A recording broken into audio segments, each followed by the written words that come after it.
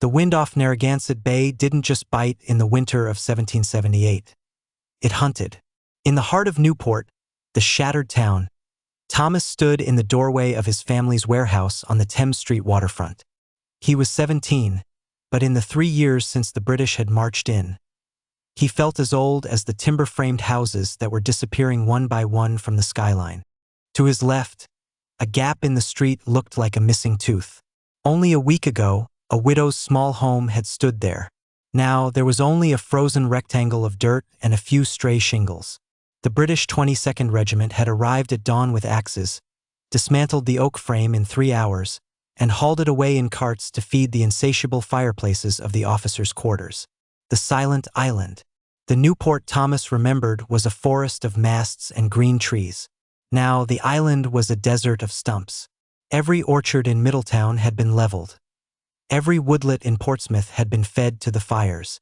"They're looking at the tavern next," his sister whispered, joining him at the door. She meant Cole's Tavern. It was the talk of the town.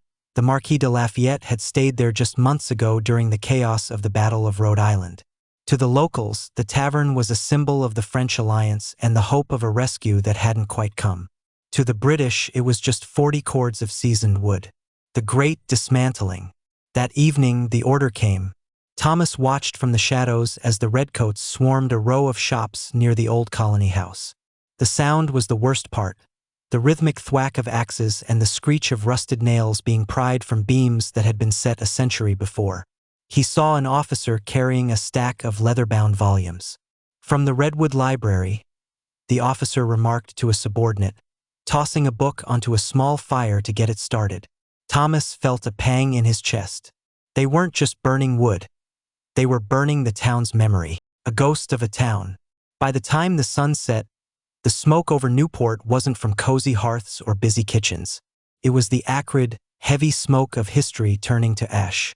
Thomas walked past the Wanton Lyman Hazard house, marveling that it still stood. It felt like a miracle, a lone survivor in a neighborhood of ghosts. He looked toward the harbor, where the silhouettes of scuttled ships poked out of the icy water like skeletal fingers. The British had sunk them to block the French, effectively drowning the very industry Thomas's father had spent his life building. As the British finally prepared to evacuate in late 1779, they left behind a landscape that looked like a battlefield, even in the places where no shots had been fired. Newport was smaller, colder, and quieter. When the French fleet finally sailed into the harbor a year later, the young officers stepped onto the wharves and wept. They didn't find the golden hill of the colonies. They found a graveyard of houses. But as Thomas watched the white flags of France join the colonial stars, he realized that while the British had taken the wood, they hadn't managed to burn the foundation.